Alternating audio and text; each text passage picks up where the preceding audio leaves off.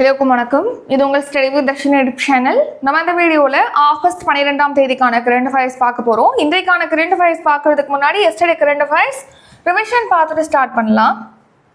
சரி கவனிங்க. First question, இந்திய நிதி அறிக்கை 2025 எந்த மாநிலம் முதலிடத்தை பிடித்துள்ளது? ஆன்சர் ஆப்ஷன் ஏ கர்நாடகா.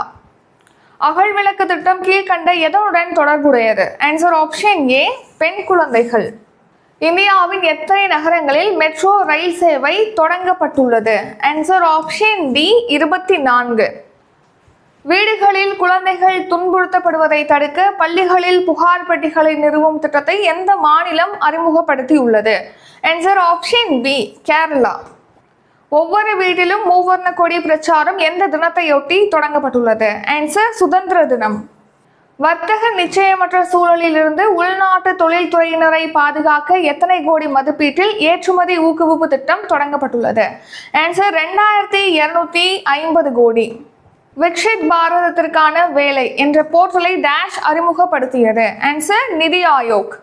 ஆசிய அலைச்சறுக்கு சாம்பியன்ஷிப் போட்டியில் இந்தியாவின் ரமேஷ் புதிகால் டேஷ் பதக்கம் வென்றுள்ளார்? ஆன்சர் ஆப்ஷன் சி வெண்கல பதக்கம். வெள்ளையனே வெளியேறு இயக்க தினம்? ஆன்சர் ஆகஸ்ட் 9ஆம் தேதி. உலக சமஸ்கிருத தினம் நடப்பாண்டில் எந்த நாளில் கொண்டாடப்படுகிறது? ஆன்சர் ஆகஸ்ட் 9ஆம் தேதி. Why the Constitution Matters என்ற புத்தகத்தை எழுதியவர் யார்? Answer option B dy Chandrachud. PM E-Drive திட்டம் எந்த ஆண்டு வரை நீட்டிக்கப்பட்டுள்ளது? ஆன்சர் ஆப்ஷன் ஏ 2028ஆம் ஆண்டு வரைக்கும். இப்போ இன்றைக்கான கரண்ட் அஃபேர்ஸ் பார்க்கலாம்.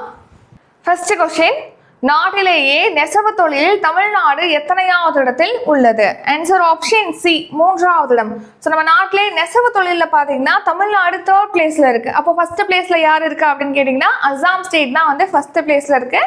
செகண்ட் பிளேஸ்ல நெசவு தொழில வந்து மேற்கு வங்க மாநிலம் இருக்கு. 3வது இடத்துல தான் நம்ம தமிழ்நாடு இருக்கு. ஸோ நம்ம தமிழ்நாட்டில் நெசவு தொழிலாளர்களுக்கு பார்த்தீங்கன்னா 300 யூனிட் இலவச மின்சாரமானது வழங்குறாங்க. அடுத்து ரீசன் நியூஸ். ஸோ நம்ம நேற்றுள்ள கரண்ட் அஃபேர்ஸில் பார்த்துருப்போம். இந்திய நீதி அறிக்கை ரிலீஸ் பண்ணியிருக்காங்க. அதில் தமிழ்நாடு வந்து ஒட்டுமொத்தமாக 5th பிளேஸில் இருக்குது, கர்நாடகா வந்து ஃபர்ஸ்ட் பிளேஸில் இருக்குது அப்படின்னு சொல்லிட்டு. அதில் 4 கேட்டகரியை பொறுத்த வரைக்கும் காவல்துறையில் பார்த்தீங்கன்னா 4.95 புள்ளிகளை பெற்று 13வது இடத்துல இருக்குது தமிழ்நாடு. சிறைத்துறையில் வந்து முதலிடத்துல இருக்குது 7.02 புள்ளிகளை பெற்று. நீதித்துறையில 3வது இடம், சட்ட உதவியில 16வது இடத்த வந்து தமிழ்நாடு பிடிச்சிருக்கு. மொத்தமா 4 கேட்டகரியிலையும் சராசரியா பார்க்கும்போது 5.62 புள்ளிகளை பெற்று தமிழ்நாடு 5வது இடம். மொத்தமா வந்து கர்நாடக மாநிலம் தான் ஃபர்ஸ்ட் பிளேஸை பிடிச்சிருக்கு. சரி, நெக்ஸ்ட் பார்த்தீங்கன்னா அந்த ஊராட்சிகள்ல ஊரக திட்டங்கள் இருக்கு இல்லையா, ஊராட்சிகள்ல கட்டமைப்பு, செயல்பாடுகள், நிதி, அப்புறம் பிரதிநிதிகள், திறன் மேம்பாடு, பொறுப்புடைமை, இந்த மாதிரியான விஷயங்கள்ல பார்த்தீங்கன்னா தமிழ்நாடு வந்து 3வது இடத்துல இருக்குன்னு சொல்லியிருக்காங்க. ஒட்டுமொத்தமாக ஊரக பகுதிகளில் கட்டமைப்பு திட்டங்களை செயல்படுத்துறது, நிதி வழங்குறதுன்னு சொல்லிட்டு ஒட்டுமொத்தமாக தமிழ்நாடு 3வது இடத்தை பிடிச்சிருக்கு. அதில் பர்டிகுலராக ஊராட்சிகளில் கடமைகள் மற்றும் பொறுப்புகளை செயல்படுத்துறதுல தமிழ்நாடு ஃபர்ஸ்ட் பிளேஸ்ல இருக்கு. அடுத்து மத்திய மின்துறை தரவரிசையில் தமிழ்நாடு பார்த்தீங்கன்னா தமிழ்நாடு மின் வாரியம் 48வது இடத்தை பிடிச்சிருக்கு. 2வது கேள்வி, இந்தியாவின் மிக நீளமான வந்தே பாரத் ரயில் சேவை எதனிடையே தொடங்கப்பட்டுள்ளது? Answer option A Ajni to Pune. So Maharashtra மாநிலத்தின் அஜ்னி டு புனே இடையே தான் மிக நீண்ட தூரத்துக்கு செல்லக்கூடிய மிக நீண்ட தூர ரயில் சேவை வந்தே பாரத் ரயில் சேவையானது தொடங்கப்பட்டிருக்கு. ஸோ வந்தே பாரத் அப்படின்னா நம்ம நாட்டில் பல்வேறு நகரங்களை இணைக்கிறதுக்காக இன்ட்ரடியூஸ் பண்ண ஒரு திட்டம் தான் வந்தே பாரத் ரயில் திட்டம். 2018 இன்ட்ரடியூஸ் பண்ணியிருப்பாங்க. இது பார்த்தீங்கன்னா நார்மலாக வந்து 160 km/h வேகத்தில் செல்லக்கூடியது. ஹை ஸ்பீடில் போகுது அப்படின்னா எவ்வளோ ஸ்பீட் போக முடியும்னா இதனால 180 km/h வேகத்தில் செல்ல முடியும் வந்தே பாரத்னால. வந்தே பாரத் முதல் ரயில் வந்து எதனிடையே இயக்குனாங்க? இது வந்து உங்களுக்கான கொஸ்டின். இதுக்கான ஆன்சரை கமெண்ட் பண்ணிருங்க. முதல் வந்தே பாரத் ரயில் எதனிடையே இயக்கப்பட்டது?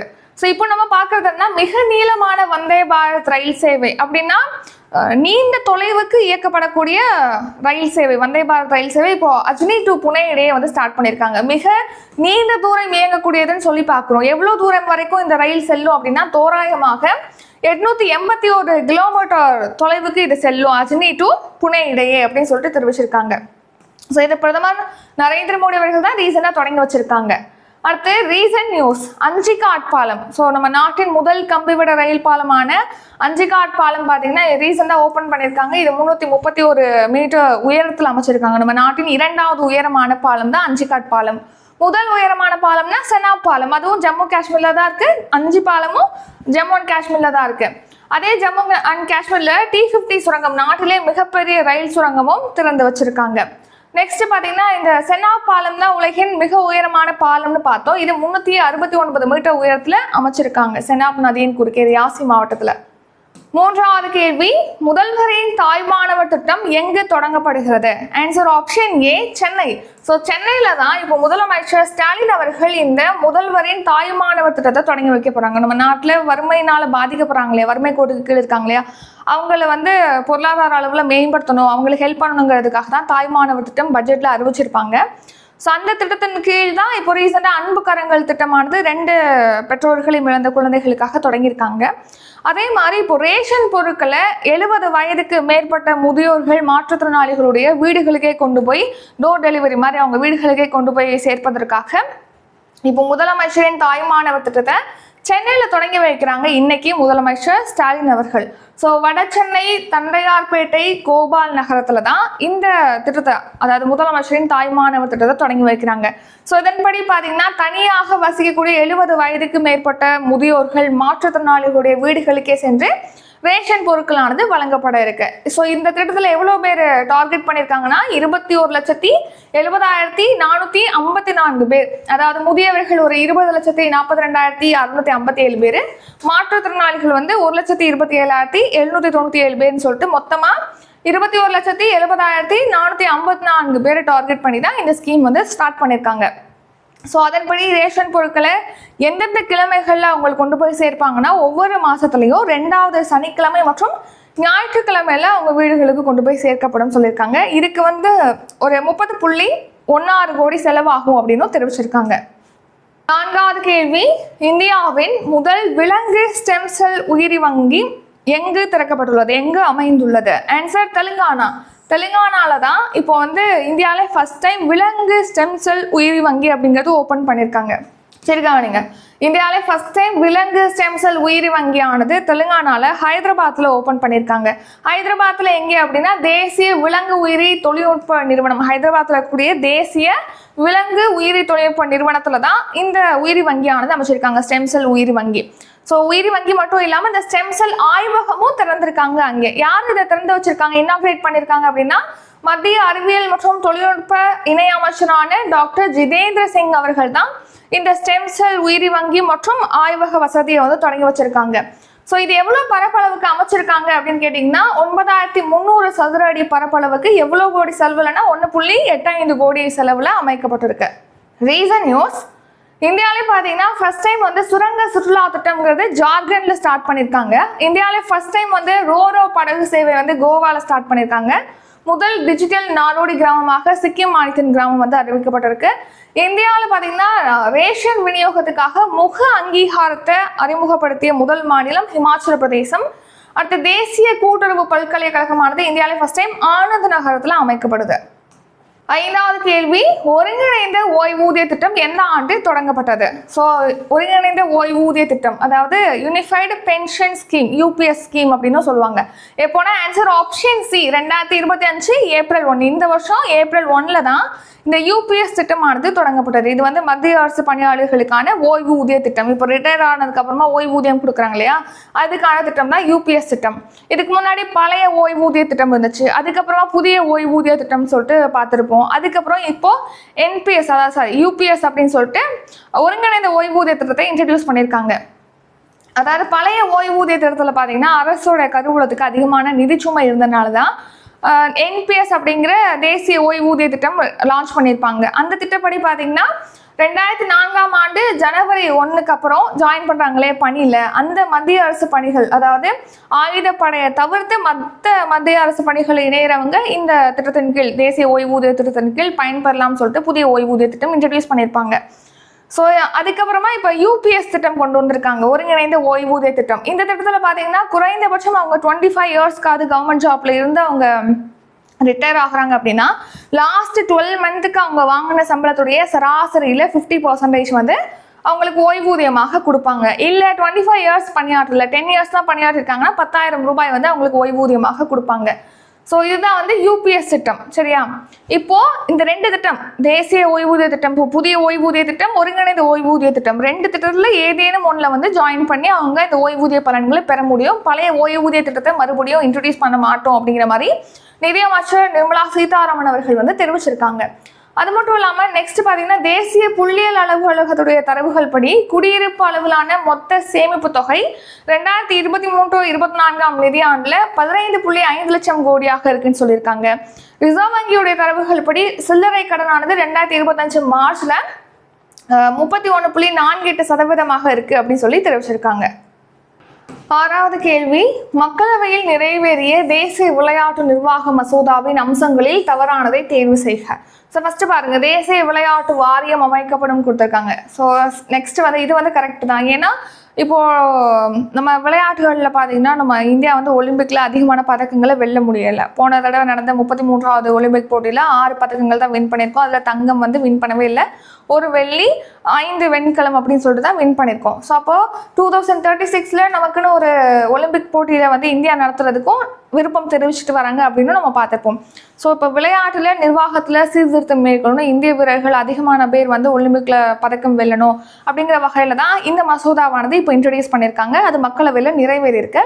ஸோ அதன்படி இந்த மசோதாவில் என்ன தெரிவிக்கிறாங்கன்னா, தேசிய விளையாட்டு வாரியம் அமைக்கப்படும் சொல்லியிருக்காங்க. ஸோ ஒவ்வொரு விளையாட்டுலையுமே சங்கங்கள் இருக்கு, சம்மேளனங்கள் இருக்கு. இதை வந்து நிர்வகிக்கணும் அப்படிங்கிறதுக்காக தான் இந்த விளையாட்டு வாரியம் அமைக்கப்படும். அதில் இந்த சங்கங்கள் சம்மேளனங்கள் பார்த்தீங்கன்னா அங்கீகாரம் பெறணும். தேசிய விளையாட்டு வாரியத்திட்ட மத்திய அரசுலேருந்து நிதி உதவி பெறணும்னா இந்த தேசிய விளையாட்டு வாரியத்தோட அங்கீகாரத்தை பெற்றிருக்கணும். இப்போ அந்த சங்கங்கள் சம்மேளனத்தில் நிர்வாகிகளை தேர்வு செய்வதற்கான தேர்தல்களை சரியாக நடத்தலை, அப்படி நடத்தப்படக்கூடிய தேர்தல் வந்து முறைகேடாக நடக்குது அப்படிங்கிற பட்சத்தில் அவங்களுக்கான அங்கீகாரத்தை இந்த விளையாட்டு வாரியம் ரத்து செஞ்சிடும். So first option A correct. தேசிய விளையாட்டு தீர்ப்பாயம் அமைக்கப்படும் கொடுத்துருக்காங்க. இதுவும் கரெக்ட் தான். அதாவது இப்போ விளையாட்டுலேயே பார்த்தீங்கன்னா பிரச்சனைகள் ஏற்படுது, அந்த சங்கங்களுக்கும் சம்மேளனங்களுக்கும் இடையே வந்து பிரச்சனைகள் ஏற்படுது. அந்த மாதிரியான பிரச்சனைகள் ஏற்படும் போது அதுக்கு தீர்வு காண்பதற்காக சிவில் நீதிமன்றத்துடைய அதிகாரத்தோட சேர்த்து, அதாவது சிவில் நீதிமன்றத்துக்கு எவ்வளோ அதிகாரம் இருக்கோ அதுக்கு ஈக்குவலாக தேசிய விளையாட்டு தீர்ப்பாயத்துக்கும் ஒரு அதிகாரத்தை கொடுத்து அமைக்கப்படும் ஒரு தீர்ப்பாயம் சொல்லியிருக்காங்க. அவங்க ஒரு தீர்ப்பை கொடுக்குறாங்க. அதுக்கு வந்து நீங்கள் மேல்முறையீடு செய்ய விரும்புகிறீங்க அப்படின்னா அது ஒன்லி உச்சநீதிமன்றத்தில் மட்டும்தான் மேல்முறையீடு செய்யலாம். அப்படிங்கிற வகையில் தேசிய விளையாட்டு தீர்ப்பாயம் அமைக்கப்படும் சொல்லியிருக்காங்க. அடுத்த தேசிய சம்மேளனங்களில் போட்டியிடும் தேர்தல் வயது 70 இருக்கு. இது தப்பு. அதாவது 75 இன்க்ரீஸ் பண்ணியிருக்காங்க. முன்னாடி பார்த்தீங்கன்னா தேசிய சம்மேளனங்களில் நிர்வாகிகள் ஆகணும், அதுக்கான தேர்தலில் நிற்கணும் அப்படின்னா 70 வயதுக்கு உட்பட்டவங்க தான் அதில் நிற்க முடியும். இப்போ 75 வயதாக அதை இன்க்ரீஸ் பண்ணியிருக்காங்க இந்த மசோதாவில். ஸோ மக்களவையில் இப்போ ஒரு மசோதா அப்படின்னா 2 அவையில் நிறைவேற்றப்படணும், நாடாளுமன்றத்தில் மக்களவை, மாநிலங்களவை. இப்போ மக்களவையில் தேசிய விளையாட்டு நிர்வாக மசோதா, அப்புறம் தேசிய ஊக்க மருந்து தடுப்பு திருத்த சட்ட மசோதான் 2 மசோதா வந்து நிறைவேற்றப்பட்டிருக்கு. அதில் தேசிய விளையாட்டு நிர்வாக மசோதாவுடைய அம்சங்கள் பார்த்தோம்னா, தேசிய விளையாட்டு வாரியம் அமைக்கப்படும் சொல்லியிருக்காங்க. இந்த வாரியம் தான் சம்மேளனங்களுக்கு அங்கீகாரம் கொடுக்கும். அங்கே வந்து முறைகேடு நடக்குது அப்படின்னா இந்த சம்மேளனங்களுடைய அதிகாரத்தை வந்து நீக்கிடும், ரத்து பண்ணிடும் விளையாட்டு வாரியம். அடுத்து தேசிய விளையாட்டு வாரியம் அமைக்கப்படும் சொல்லியிருக்காங்க. இந்த வாரியம் ஒரு தீர்ப்பு கொடுக்குறாங்கன்னா அதுக்கு எதிராக எங்கே மட்டும்தான் மேல்முறையீடு செய்யலாம், உச்சநீதிமன்றத்தில் மட்டும்தான் மேல்முறையீடு செய்யலாம். அப்புறம் இந்த சம்மேளனங்களில் அந்த அதிகாரிகள் நிர்வாகிகளை தேர்வு செய்யறதுக்காக தேர்தல் குழு, தேசிய விளையாட்டு தேர்தல் குழுவானது அமைக்கப்படும் சொல்லியிருக்காங்க இந்த மசோதால. இந்த தேர்தல் குழுல யாரெல்லாம் இடம்பெறுவாங்க அப்படின்னு கேட்டா, இந்திய தேர்தல் ஆணையம் இல்லைன்னா மாநில தேர்தல் ஆணையத்துடைய உறுப்பினர்கள், முன்னாள் உறுப்பினர்கள், அல்லது மாநில முன்னாள் தலைமை தேர்தல் அதிகாரி அல்லது துணை தேர்தல் ஆணையர்கள் வந்து இந்த குழுல இடம்பெறுவாங்க அப்படின்னும் தெரிவிச்சிருக்காங்க. நெக்ஸ்ட், இந்த வரம்புக்குள்ள தேர்தல் வாரியம் அமைக்கிறாங்களே, அதாவது தேசிய விளையாட்டு வாரியம், அந்த வரம்புக்குள்ள பிசிசிஐயும் இப்போ கொண்டு வரப்படுவதாக தெரிவிச்சிருக்காங்க இந்த மசோதா மூலமாக. அடுத்து இப்போ நிர்வாகிகளை தேர்வு செய்வதற்கான வயது அப்படிங்கிறது 70 இருந்துச்சு, இப்போ 75 இன்க்ரீஸ் பண்ணியிருக்காங்க. தேசிய ஊக்க மருந்து தடுப்பு திருத்த சட்ட மசோதா 2025 இப்போ நிறைவேற்றிருக்காங்க மக்களவையில். ஸோ அதன்படி இப்போ ஊக்க மருந்து தடுப்பு முகமைகள் இருக்கு இல்லையா, அந்த முகமைகளுக்கு வந்து அரசாங்கத்தோட ஒரு ஃபோர்ஸ் இல்லாமல் அவங்களே சுதந்திரமாக செயல்படும் வகையில் இந்த மசோதா நிறைவேற்றப்பட்டிருக்கு. அதன் மூலமாக இந்த ஊக்க மருந்து தடுப்பு முகமைக்கான அதிகாரமானது அதிகரிக்கும், அவங்க சரியாக செயல்பட முடியும். 7வது கேள்வி, வருமான வரி மசோதா 2025 மதிப்பீட்டு ஆண்டுக்கு பதிலாக எந்த வார்த்தை பயன்படுத்தப்படுகிறது? ஆன்சர் வரி ஆண்டு, ஆப்ஷன் பி. ஸோ இப்போ வருமான வரி மசோதா 2025 வந்து தாக்கல் செஞ்சுருப்பாங்க இந்த வருஷம் Februaryல. அதில் ஒரு சில திருத்தங்களை வந்து அது பரிந்துரைக்கு அனுப்பியிருப்பாங்க, அதில் என்னென்ன திருத்தம் மேற்கொள்ளணும்னு சொல்லிட்டு. ஸோ அதை பரிந்துரை அளிச்ச, அதாவது மக்களவை தற்காலிக குழு வந்து இதில் என்னென்ன திருத்தங்களை மேற்கொள்ளணும்னு சொல்லிட்டு பரிந்துரை அளிச்சிருப்பாங்க. ஸோ அதை அடுத்து நிதியமைச்சர் நிர்மலா சீதாராமன் அவர்கள் அந்த மசோதாவை வாபஸ் பெற்றுக்கொண்டாங்கன்னு சொல்லிட்டு ரீசெண்டாக கரண்ட் அஃபேர்ஸில் பார்த்துருப்போம். இப்போ எகைன் இன்ட்ரடியூஸ் பண்ணியிருக்காங்க, தாக்கல் செஞ்சுருக்காங்க வருமான வரி மசோதாவை நம்ம மக்களவையில். இப்போ அது நிறைவேற்றப்பட்டிருக்கு, திருத்தம் பண்ணி தான் தாக்கல் செஞ்சுருக்காங்க. அந்த வருமான வரி மசோதா 2025ங்கிறது 1961 வருமான வரி சட்டத்துக்கு மாற்றாக தான் கொண்டு வந்திருப்பாங்க. ஸோ அந்த மசோதாவில் பயன்படுத்தப்பட்ட மதிப்பீட்டு ஆண்டு, முந்தைய ஆண்டு அப்படிங்கிற வார்த்தைகளுக்கு பதிலாக வரி ஆண்டு அப்படின்னு சொல்லிட்டு வார்த்தையானது பயன்படுத்தப்பட்டிருக்கு. ஏன்னா கொஞ்சம் ஈஸியாக சிம்பிளாக வந்து புரிஞ்சுக்கிற வகையில், அது கொஞ்சம் கடினமாக இருக்குது புரிந்து கொள்வதுக்குன்னு சொல்லிட்டு அந்த 2 வார்த்தைகளுக்கு பதிலாக வரி ஆண்டுங்கிறத பயன்படுத்தியிருக்காங்க. அது மட்டும் இல்லாமல் வேற என்ன முக்கியமான அம்சங்கள்லாம் இடம்பெற்றிருக்கு அப்படின்னா, உரிய தேதிக்குள்ள வருமான வரி கணக்கு தாக்கல் செய்யலாட்டியும் டிடிஎஸ் தொகையை வந்து கோர முடியும் அப்படிங்கிற வகையில் அந்த மசோதாவில் வழிவகை செய்யப்பட்டிருக்கு. மதிப்பீட்டு ஆண்டு, முந்தைய ஆண்டுக்கு பதிலாக வரி ஆண்டு அப்படிங்கிற வார்த்தையானது பயன்படுத்தப்படும், அதுக்கும் வழிவகை செஞ்சுருக்காங்க. இதுக்கு முன்னாடி Februaryல தாக்கல் செஞ்சுருப்பாங்களே அந்த மசோதாவானது வைஜெயந்தி பாண்டா தலைமையிலான 31 எம்பிக்கள் கொண்ட மக்களவை தற்காலிக குழுவுக்கும் மாற்றியிருப்பாங்க. அவங்க தான் இதில் என்னென்ன திருத்தங்களை மேற்கொள்ளணும்னு சொல்லிட்டு பரிந்துரை அளிச்சிருப்பாங்க. அந்த திருத்தங்களோட இப்போ மறுபடியும் இன்ட்ரடியூஸ் பண்ணி இப்போ மக்களவையில் இது நிறைவேற்றப்பட்டிருக்கு. அடுத்து அதோடு சேர்த்து இன்னொரு மசோதாவும் நிறைவேற்றப்பட்டிருக்கு, வரி விதிப்பு சட்டங்கள் திருத்த மசோதா 2025. அதாவது ஒருங்கிணைந்த ஓய்வூதிய திட்டத்தில் இணையறவங்க இருக்காங்க இல்லையா, அவங்களுக்கு வரி விலக்குகள் வழங்குறதுக்காக வரி விதிப்பு சட்டங்கள் திருத்த மசோதா கொண்டு வந்திருக்காங்க. இது எந்தெந்த சட்டங்கள்ல திருத்தம் மேற்கொள்ளும் வகையில் அப்படின்னா, வருமான வரி சட்டம் 1961, நிதி சட்டம் 2005 திருத்தம் மேற்கொள்ளும் வகையில் தான் இன்ட்ரடியூஸ் பண்ணியிருக்காங்க. இது நிறைவேற்றப்பட்டிருக்கு மக்களவையில். அடுத்து கோவா பேரவையில் எஸ்டி இடஒதுக்கீடு, ஸோ ஷெட்யூல்டு ட்ரைப்ஸ் பழங்குடியினருக்கு பார்த்தீங்கன்னா கோவாவில் 40 இடங்கள் இருக்குது பேரவையில். அதில் ஒரு இடம் ஏற்கனவே எஸ்சிக்கு ஒதுக்கியிருக்காங்க, எஸ்டிக்கு இடம் கிடையாது, இடஒதுக்கீடு இல்லை. ஸோ அவங்களுக்கு ஒரு இடம் வந்து ஒதுக்கீடு செய்யணும் அப்படிங்கிறதுக்காக மசோதா வந்து இப்போது தாக்கல் செஞ்சுருப்பாங்க. அந்த மசோதா இப்போ நிறைவேற்றப்பட்டதுக்கு.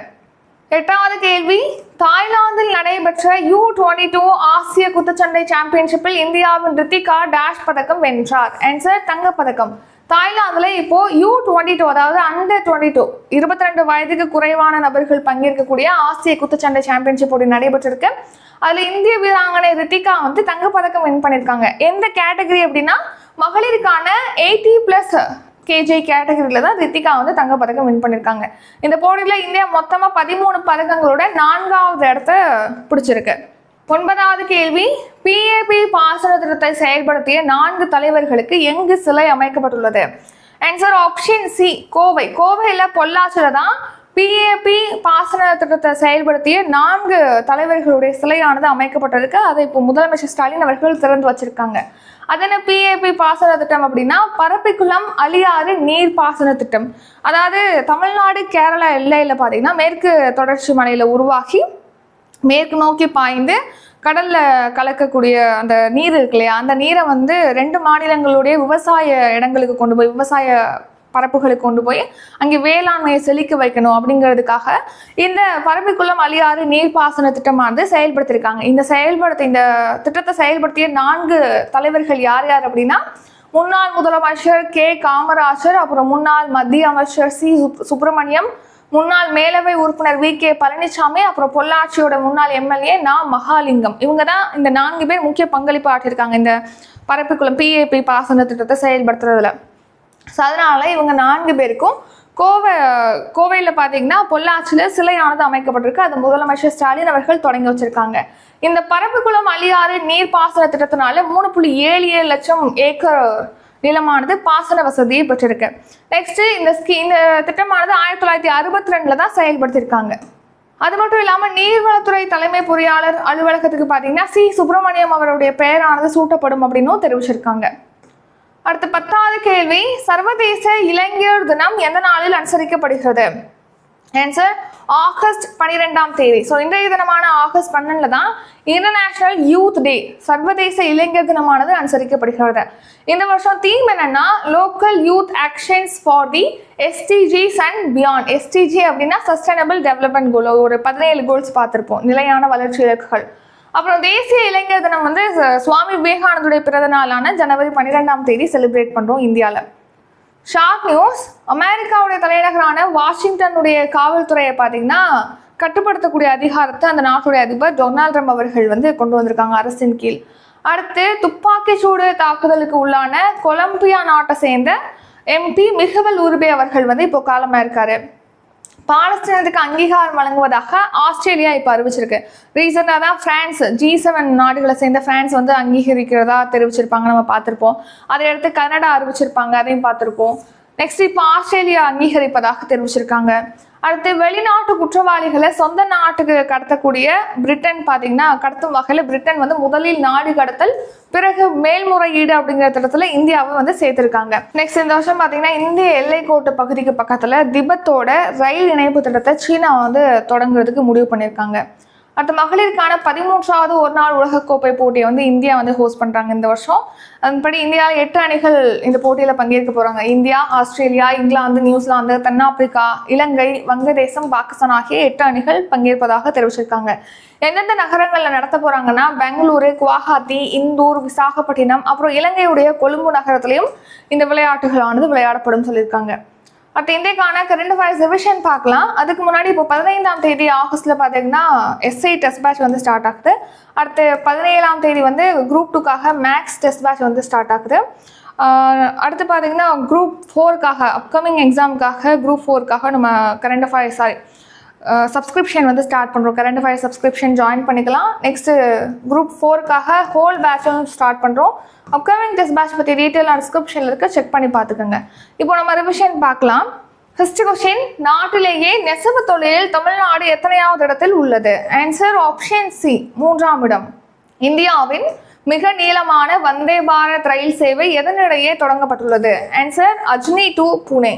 முதல்வரின் தாய்மானவர் திட்டம் எங்கு தொடங்கப்படுகிறது? Answer option A, Chennai. இந்தியாவின் முதல் விலங்கு ஸ்டெம் செல் உயிரி வங்கி எங்கு அமைந்துள்ளது? Answer option B, Telangana. ஒருங்கிணைந்த ஓய்வூதிய திட்டம் எந்த ஆண்டு தொடங்கப்பட்டது? Answer 2025 April 1. மக்களவையில் நிறைவேறிய தேசிய விளையாட்டு நிர்வாக மசோதாவின் அம்சங்களில் தவறானதை தேர்வு செய்க. ஆன்சர் ஆப்ஷன் சி, தேசிய சம்மேளனங்களில் போட்டியிடும் தேர்தல் வயது 70. வருமான வரி மசோதா 2025 மதிப்பீட்டு ஆண்டுக்கு பதிலாக எந்த வார்த்தை பயன்படுத்தப்படுகிறது? ஆன்சர் ஆப்ஷன் பி, வரி ஆண்டு. தாய்லாந்தில் நடைபெற்ற U22 குத்துச்சண்டை ஆசிய குத்துச்சண்டை சாம்பியன்ஷிப்பில் இந்தியாவின் ரித்திகா டேஷ் பதக்கம் வென்றார். ஆன்சர் ஆப்ஷன் ஏ, தங்க பதக்கம். PAP பாசன திட்டத்தை செயல்படுத்திய 4 தலைவர்களுக்கு எங்கு சிலை அமைக்கப்பட்டுள்ளது? Answer option C, Kovai. சர்வதேச இளைஞர் தினம் எப்போது அனுசரிக்கப்படுகிறது? ஆன்சர் ஆகஸ்ட் 12ஆம் தேதி. இத்துடன் இன்றைக்கான கரண்ட் அஃபேர்ஸ் வீடியோ நிறைவடைகிறது. இந்த வீடியோ உங்களுக்கு பிடிச்சிருந்தா லைக் பண்ணுங்க, ஷேர் பண்ணுங்க. நம்ம சேனலை நீங்க இன்னும் சப்ஸ்கிரைப் பண்ணலன்னா மறக்காம சப்ஸ்கிரைப் பண்ணிக்கோங்க. நன்றி, வணக்கம்.